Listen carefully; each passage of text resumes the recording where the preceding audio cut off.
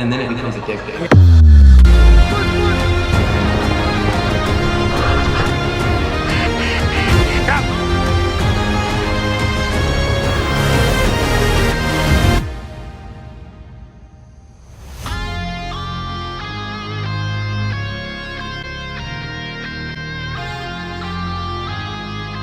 What's up, y'all? Welcome back to the Wild Heart Podcast, the podcast where we talk about all the wild things me and my friends do on the regular. In today's episode, we're going to discuss about how hiking and backpacking is way more deceiving than you actually think it might be. I've got my great friend and coworker here with me today. This guy travels all over the place, from hitting trails in St. Louis all the way up through Montana. I'm happy to introduce to you Alex Million. Alex, excited to be here, buddy. Yes, sir. Today's going to be fun, dude. I'm excited. I'm excited to be just sitting down here and talking with you. So, I saw you today. Mm-hmm. We worked together. But, how's life treating you, man? Not too bad at all. Not too bad. I got a trip planned here in like 2 months, so just saving. Oh, yeah? Where are you going? Back to Montana. Montana. What part? Kalispell, then up to Glacier, so northern Montana. Okay. When are you going? Do you know? Probably, I was going to go for Christmas, and my cousin's moving, and I like to stay for free, so I'm going to stay with him. And so I'm probably going to go up there in February. They're staying in Kalispell, but they're just moving to a different spot. Kalispell is... I'm trying to think about where that is compared to Billings. It's that like 30 minutes an hour west? I cannot remember. I'm trying to think, dude. It might even be way farther north than that. I'm looking it up because this is going to bother me. We're by Whitefish and all that. We're way up north. I know that. We're 30 minutes from Glacier, which is like the biggest park in the world. So, hiking and backpacking is a huge part of who you are. Oh, yeah. Spend a lot of my free time hiking. Any chance I get. Every vacation is a backpacking vacation at this point. Really? Yeah. That is so cool. I don't take vacations. That's a lot of places you've been. Yeah. In the past 3 years, I've hit 27 states, I think. Have you hit all the national parks? No. That's a big goal of mine. I think I'm at 26 national parks right now. I think with national parks and national forests combined, I'm sitting well over 40. Okay. Maybe a little more. There've been so many places that it's hard for me to keep track. Yeah. Okay, so it's way further than I thought it was. That's what I thought. I was going to say. I thought it was like 5 hours south. I was thinking about Roundup. You're thinking about, I was going to say maybe Missoula. Well, Aiden Curris, who we're probably going to try and get on this show, he lives in Montana. He grew up in St. Louis with us. Makes me very jealous. The three of us work together. That's where he lives. He lives in Roundup. Okay. We went to Roundup actually this past summer to go visit him, and it was awesome. And is that more eastern or where? It's literally an hour off of Billings. Oh, okay. So hour north. Southern. Yeah. Okay. Ish. I might be a little bit off on that time, but about yeah. Yeah, we're like so 8 hours. Opposites. 8 hours west is where Kalispell is. Yep. Basically, yeah. Yeah. Can you just name off the places you've been? Name off like the most memorable big places. Okay, so I'm very, very preferable to the Pacific Northwest. Favorite spot by far is Glacier National Park in Montana, and specifically Manny Glacier section of the backcountry. Unbeatable. I really don't care what anyone says. Unless you're in Alaska, you cannot beat it. I've seen it, and you cannot beat it. But Washington's beautiful, the Cascades. Olympic is super underrated because it has the only temperate rainforest in the world, which means the only rainforest that it snows in. And I've been lucky enough to see it while there was snow in it. That is cool. And it's like a wonderland. Okay, so when people think about rainforest, it's not the same rainforest that we're talking about, right? Or is it? It is in a way. So it is the mossy, lush fairy tale wonderland that you think it is, but it is not in a tropic environment, and it's not tropical trees. Right. But it is a rainforest. You get in there, it is wet. How much rain do you have to get to be qualified as a rainforest? Is that something that you know off the top of your head? That I do not know. That I do not know. But just from my experiences in Washington, it rains almost every day. Maybe even just for a little bit, rains almost every day. Wow. Okay. So that means that if you're in a rainforest environment, you have to have a minimum of 100 inches of rain per year. That's insane. That is crazy. That's crazy. Are the Smokies considered rainforest? That's one thing I've never looked up. I think it also has to be like a certain sort of biome. Yeah, I like guess it that's can't true. Be, Yeah. I mean, I don't know. It looks like a rainforest in the Smokies, so I'll tell you that. Does it? It does. Once you get really up in there, it looks like Dude, a mossy look little at rainforest. this. Anywhere from 100 394 to inches 394 inches of rain. Over That's an inch a day. 400 inches of rain. Over an inch a day. That's crazy. That's a crazy amount of water. Yeah. Like, and that just shows you how vast America is, because we have literal deserts and we have rainforests. that is true, and that's what a lot of like. We have states that are bigger than countries overseas. Right. When I went to Montana for the first time, it looks like a completely different place. Mm-hmm.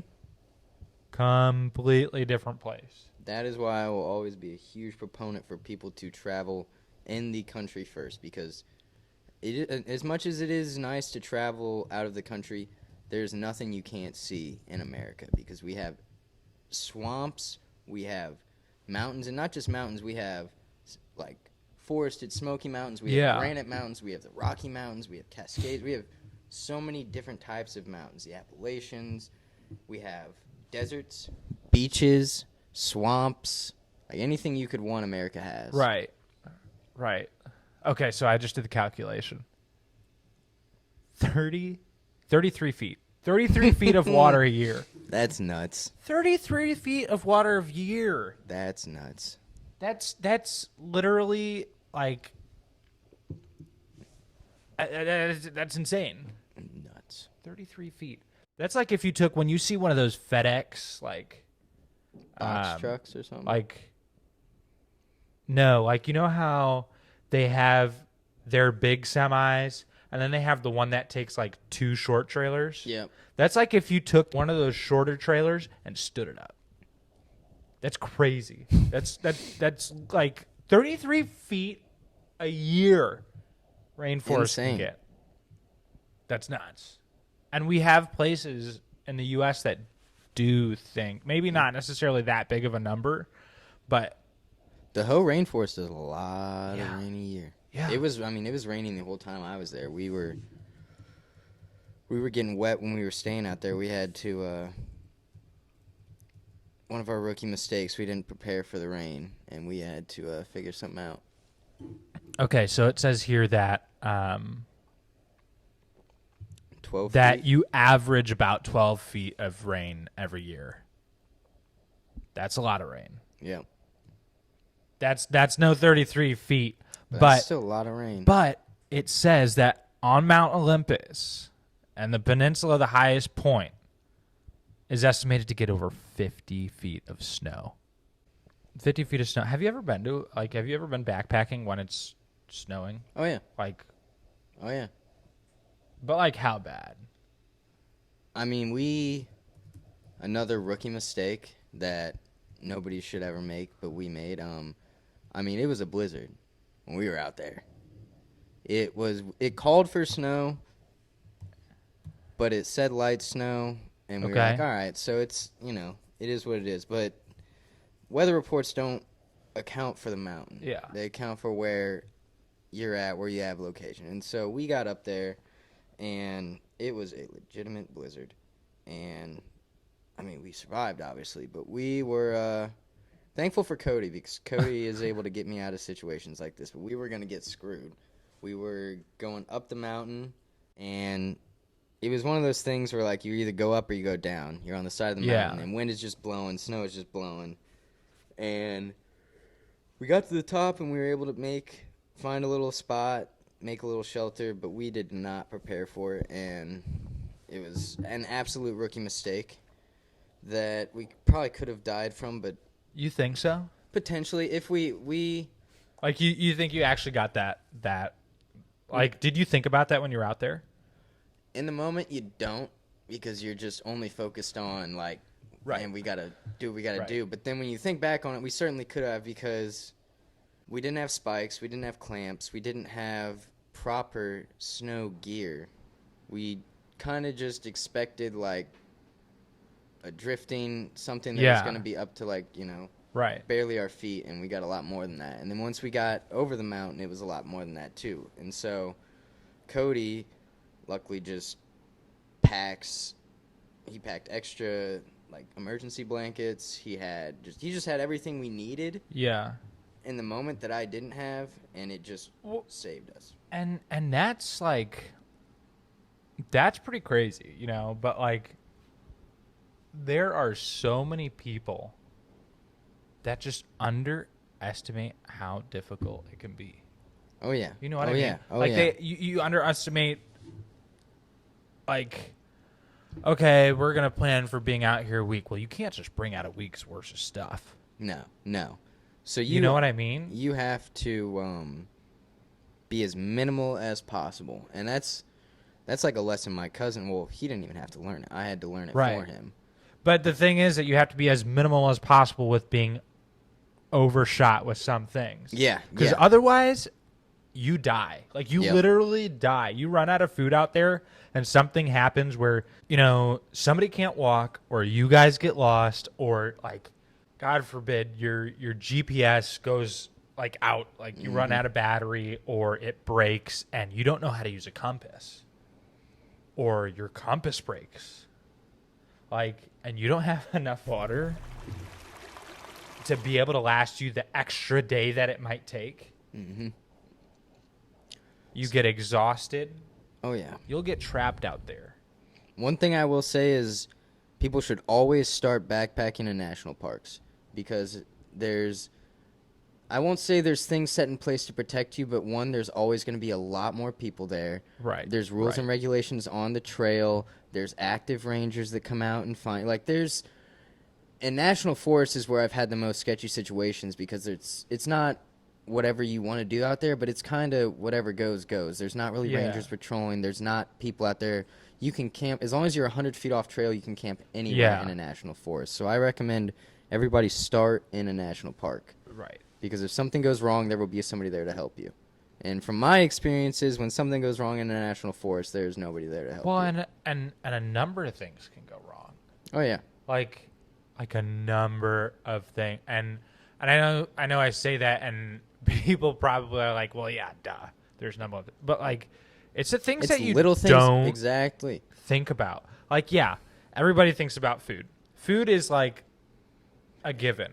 To me, food's not even important. If you're out there, you can find food. Water is the key. It's that, which people also are like, okay, well, we'll bring water. Well, you can't just bring water. No, filters. Not if you're going backpacking for like 10 days. You can't just, I mean, you might be able to bring out water for the first 2 days. Maybe. And that's, if you really want to carry gallon jugs. Exactly. I usually That's heavy. I fill up a 3-liter. I have a Camelback. I fill up a 3-liter. And then that's it. That's it. And then you got to just make sure that before you go on your trip, you know where those water sources you're going to run by are. Yeah, exactly. You have to know where they are. And then, because, like, there's times where, I've been out there and it's been a 25-mile stretch without water. Mm-hmm. And if you don't know that and you drink yourself dry 5 miles into it, it's a long 20 miles. So knowing the terrain, knowing the area, and knowing the water sources is the most important thing. Right. And having a way to purify water. Like, if you, for some reason, destroy your water filter, if you, for some reason, can't make a fire, by all means, drink the water, okay? Drink the water. You're not going to feel the effects for 2 to 3 days, but find a way to filter it. Right. Know where it's at and know how long you've got. Okay, so there's like multiple ways you can do this, filtering water. Mm-hmm. Have you tested any of the store products? Because like I have one of those Life straws, and I've had to use it before. LifeStraw is a phenomenal product. And it legitimately they works. work really, really well, but it's not what you think. No. Like, No. I feel like when people buy those things and they're like, oh, this will be cool. It's a very time-consuming thing. Yeah, it's because that filter is so packed in there. I mean, you have to suck the water through, and it doesn't come through easy. No, it doesn't come through easy. It has to get through that filter, and if you're drinking dirty water, your filter gets dirty quick. Right. And so I've tested a bunch of different companies and a bunch of different products. What's your favorite? Do you have a favorite? Have you found a favorite? I use a lot of LifeStraw products, and I'm mad that I can't think of the name of it. It starts with a K, but I use this one company's water filters. Or something like that. Does it have like the... it's got the big K on it. KU with the... But I also have foolishly forgotten my water filter once or twice, and in that case, yes, in that case, the best thing you can do is to either boil it, which I couldn't do, and so I made like a sand, rock, and dirt filter. Right. And that, I mean, it cleans the water. It's still dirty water, but it's cleaning it to an extent. Yeah. Well, and then if you have to do something like that, the cleanest water you can find is definitely the way to go. You don't want to get any still water, anything like that. You're gonna pick up a lot of stuff through that water, a lot of bacteria. That stuff's no fun. No. Even brain worms. I've gotten parasites twice because I had to drink dirty water just because How do you even, like, did it get bad? It's not pleasant. It's not pleasant. It is a rough 2 to 3 days. I will say that. It's a rough 2 to 3 days. Jeez. Dude, because I hear about people getting parasites and it's like bad. Like, so Florida State, right? I go to school in Florida, and they're like, be careful even standing in that water because their water down there carries brain worms, and like you can get it just by swimming. Yep. And it literally eats your brain. Like, they eat your brain. That's crazy. Yep. That like makes me want to. Ugh. That's why I don't go down to Florida. I got Florida's gators, weird. Got flesh-eating bacteria, Dude, anacondas. I'm telling you, Florida's crazy. Pythons. Florida's crazy. Wild now, pigs. I FSU, Florida State. Go Noles. They Travis is robbed. It's located right in Tallahassee. And Tallahassee is the capital of Florida, but it's not nearly as big as you would think. Now, 12 years ago, it was way smaller, but it's still not as big as you think. There's a very small city. It has a couple skyscrapers. That's about it. The infrastructure is not built for having a lot of people. Now, on the outskirts towards the west, I believe, there's a lot of places to go. Like, Tallahassee is very widespread, but it's also extremely, like, you drive 15 minutes, you're in the woods. You're in the swamps. Like, it's pretty cool. It is cool.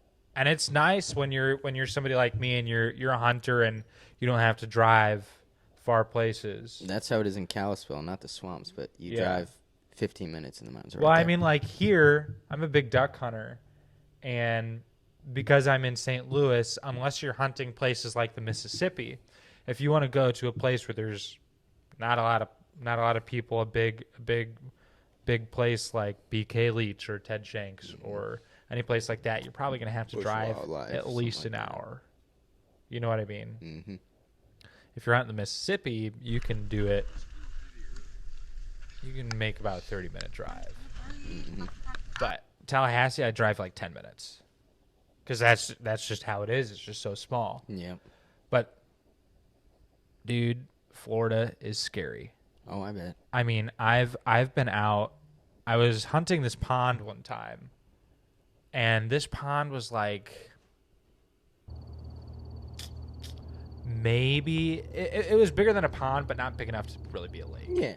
It was just a reservoir of water in a swamp. You have the cypress trees and everything, and I was looking on the map beforehand before I hunted it because I was like, I don't want to do anything with gators.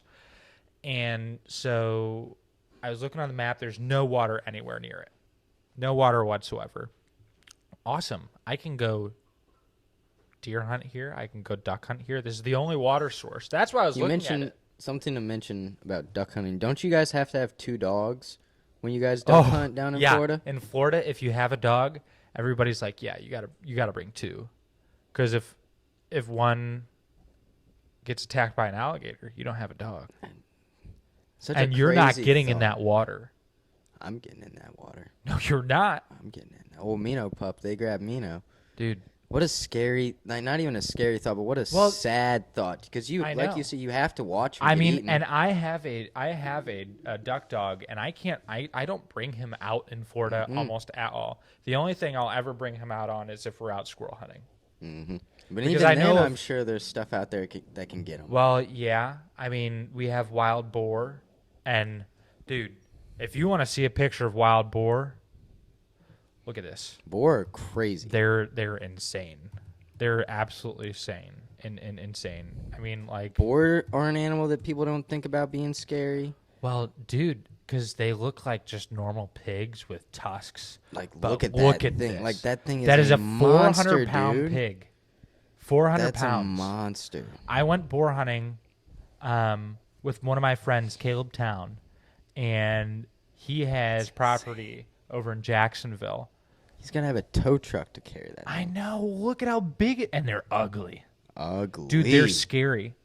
Like, once they get past 150, 200 pounds, anything that stands in their way is dead. It doesn't matter. Dude, you know what was scary that I did not think was going to be scary? Moose. Oh, I bet. Moose. But, dude, like, these things, and I do want to talk about that because that's very underrated. But, like, people, like, okay, so look at that thing, dude. You're out in the woods. Look at those tusks. I know. You're out in the woods, and you'll hear them. You'll hear them being chased by coyotes or something like that. It's scary. Do they just... And then they'll get closer. And if you're in their area, if you walk in on their area, they'll literally kill you. And they've got big tusks, and they grow, and they get anywhere from this big to like that big. And they're not going to eat you, are they? No, they just kill you for fun. Sport. Yep. Like the small ones will run. I've ran into small ones plenty of times, but the big ones, you better hope that you have a big handgun or a big rifle on you, because a shotgun's not going to do anything. I know. So That's a scary thought. Caleb, they had people hunting out on their property one time, and they had a boar encounter. He was being chased by a boar. He had a 30-06. Shot the boar in the shoulder.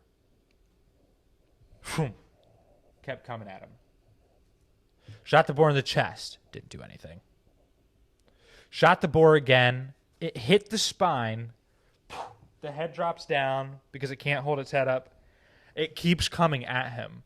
Hits it again. He hits him 5 times with the 30-06 before it finally goes down. Nope. And you're hitting it in places where any other animal, that thing is done. Mm-hmm.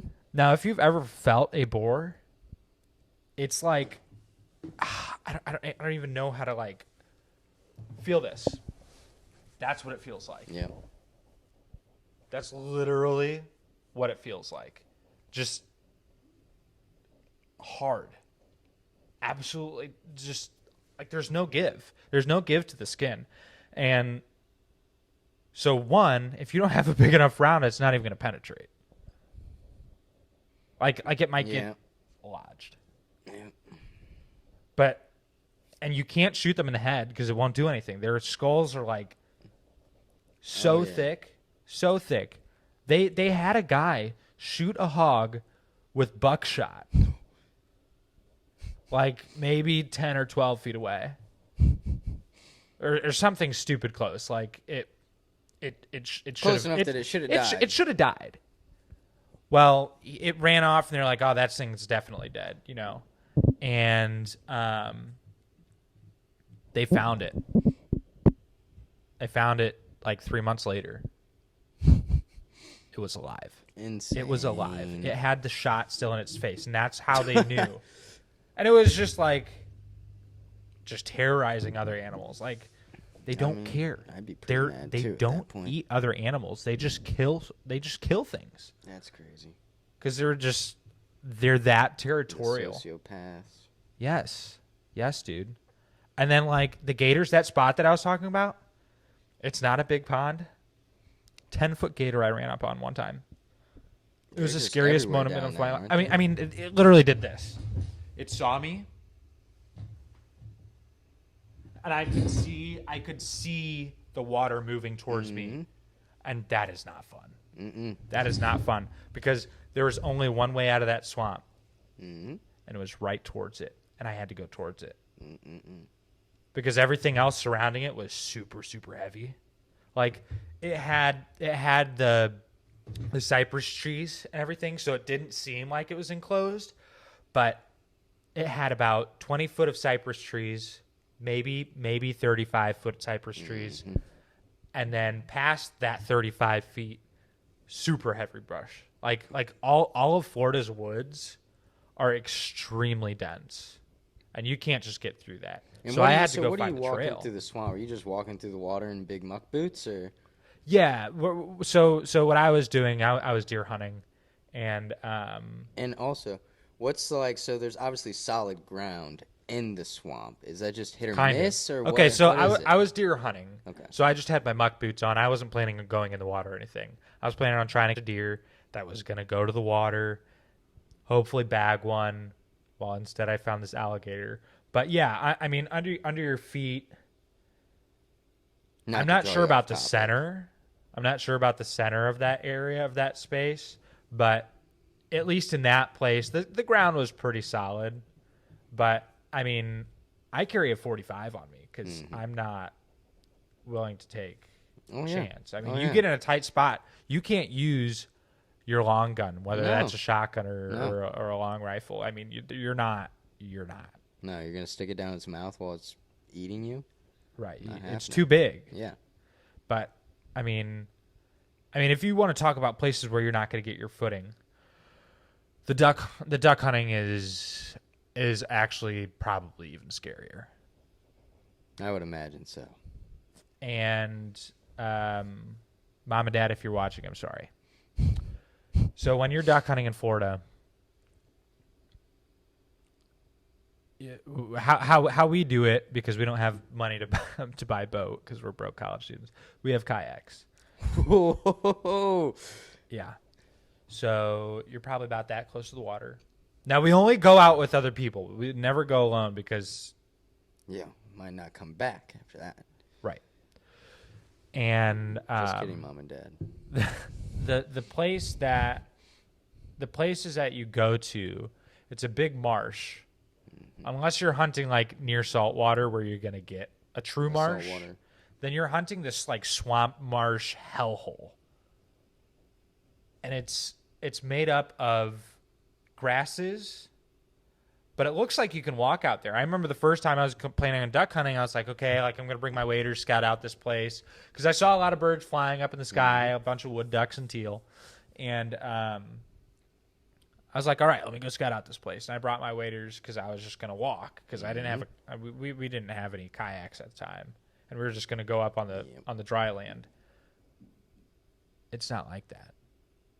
All the land that you see out there is floating. It's floating grass, like islands of grass. Like mushy grass?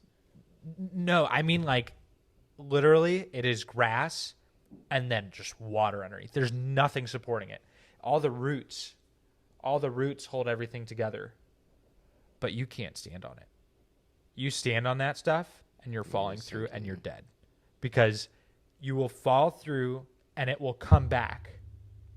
And I know that because one time I threw a rock on it to see if it was actually land, because I needed to get over it. And it wasn't letting the kayak go through it. And I was like, I wonder if this is land. And so before I had went out, I had brought a rock with me just in case. And it was probably about this big. And I tossed it, went through, hole opened up, right back. And it's got a bunch of roots and stuff. So if you're trying to get back up, you're not getting back up. And your waders are filling up too. Yeah. And you're lucky if there's not a gator in there with you too. Yeah. And all that place is made up of is sinkholes. So even if you're in 2 foot of water, you cannot stand in it, because you will go down and you won't come back. It's scary, dude. Yeah. It is scary. I don't go down to the beach much. Don't go down to the swamp. Dude, the swamps are scary. Swamps are scary. Tell me about that moose, dude. Oh, okay. So I was about to talk about an alligator experience. Talk about one an and only alligator. time. No, we can get back to the moose. Talk about the alligator. One and only time I've ever been down to Florida. Not the reason I haven't been back. It's just one and only time I've ever been down to Florida. I was in the water, and we were at a resort, and they had these floating. Well, I guess I don't know if it would be a crocodile or an alligator. We were at the ocean, so maybe a saltwater croc. But they had these like fake floating crocodiles, and I was like, "Oh, okay, so these are all fake." And so there was one that was underwater that I just assumed was prop as well. Right. And I started walking into the water, not to it, but closer to it to kind of look, and I tossed a rock out to it, and it started moving and swimming, and I just did something in my pants there. You're so prehistoric, and everything like that. They just know how to stay Apex as still as a rock. predators. Stay as still as a rock. It literally did not move. The only reason that I can tell if it's an alligator is at night. Because their eyes? Because their eyes glow. It's awful, scary green. But okay, talk to me about this moose. Okay, so I've had a couple moose experiences, but the scariest one was I was up in Glacier at Elizabeth Lake. I think it was at Elizabeth Head, the head of the lake.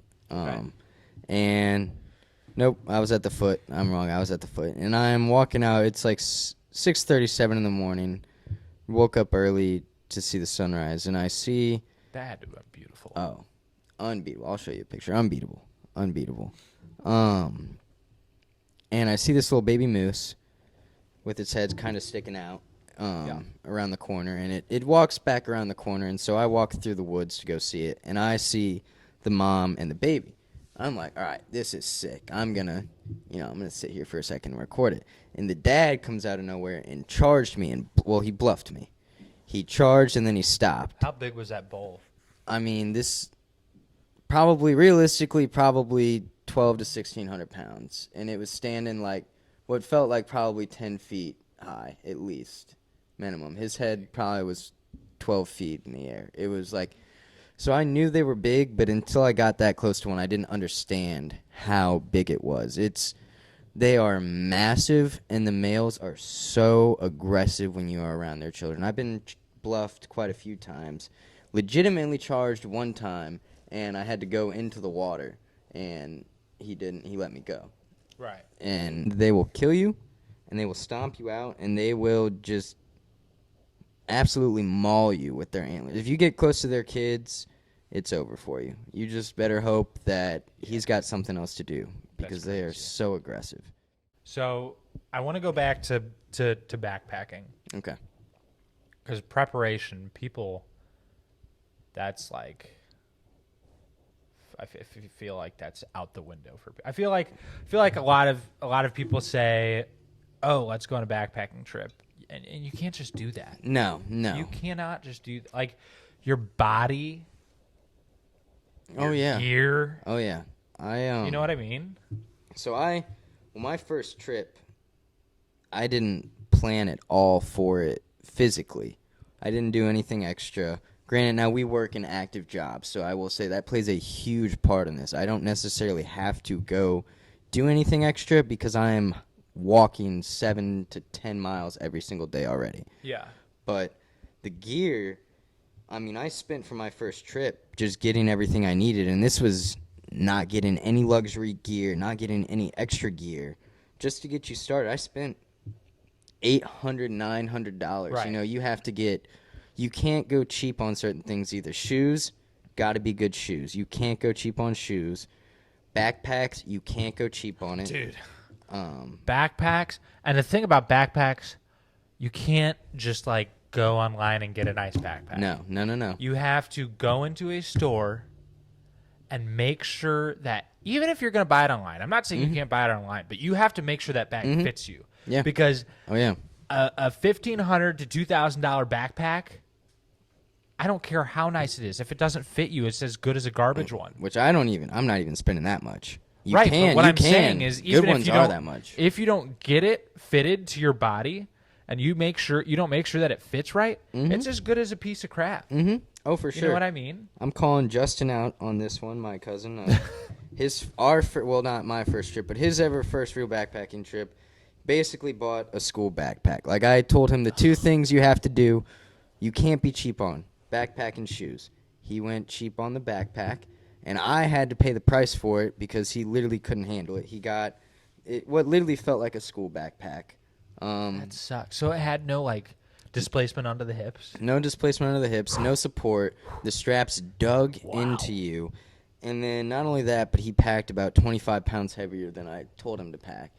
And he could not do it. And so I had to, which he could have done it, but he was talking about, I'm about to go back tomorrow. I'm not going to do this. So I had to take over. Dude, that's bad. It was horrible, dude. When you don't have the right hip displacement, horrible. You do not. And the trekking poles, man. Yeah. I know everybody wants to be cool. We don't want to use trekking poles. Go 7,000 feet up in a day. You will want those trekking poles. Justin didn't bring them because he didn't think he'd need them, and then he had to use mine, and I just had to go straight up 7,000. And I mean, that is like, it's so hard on your back. I've done it once. Knees too. I did. I think it was like a 50 or 55 pound pack once, and this is even without trekking poles. It was just the bag, like it wasn't fitting right. Mm-hmm. It's huge, dude. And your back is just like after one day. Back, shoulders, I mean, you can knees. get over it mentally, and I did, so I was fine. But you're gonna feel it physically. Oh yeah, and it wasn't that big of an adjustment either. Like, so I was more on the fine side. But anything more of that, dude, I would have had to opt out. Mm-hmm. And I hate being a quitter. I'm a pretty tough dude, I feel like, but yeah, that stuff will get you. It will. I've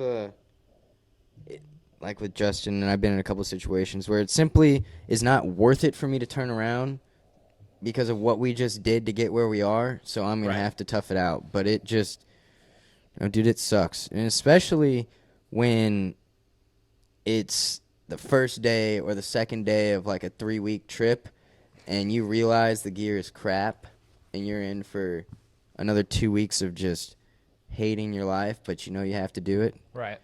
Which that's why, like you say, you buy proper gear ahead of time. And another thing, I still make this mistake because I'm not as worried about it, but buying gear for colder weather than what it says. Yes. If it's going to be 20 Holy degrees, smokes, yes. Get a 0-degree sleeping bag. If it is going to be 0 degrees, get a negative 20-degree sleeping bag. Yes. I mean, I've insulated stuff. Get sleeping pads. I don't use this stuff personally, but it makes camping so much more enjoyable. And just to like back you up on that, and this wasn't that I didn't have a sleeping bag that wasn't rated for the right temperature, or that wasn't rated below the right temperature to make sure that I wasn't getting cold. We were in Florida, and we decided to do like a 2-day. And you also shouldn't go cheap on the sleeping bag either. A $20 sleeping bag is not going to keep you warm. Well, and so here's the thing. I was down in Florida, and we decided to do like a small 2-day backpacking trip. I was packing like 50 pounds, just to pack 50 pounds. I was gonna say, what the heck are you bringing 50 pounds for No, 2 days? it was just just a to test yourself. Yeah. Yeah, I feel that. Like that day I had run like 4 miles before or whatever. I was just doing it for fun. I was fine on the legs actually. Everything was cool and yeah. So, but anyways, that whole week had been like 80 degrees, and the night's 70 or like 60, and that night plus the nights after were supposed to be 65 degrees.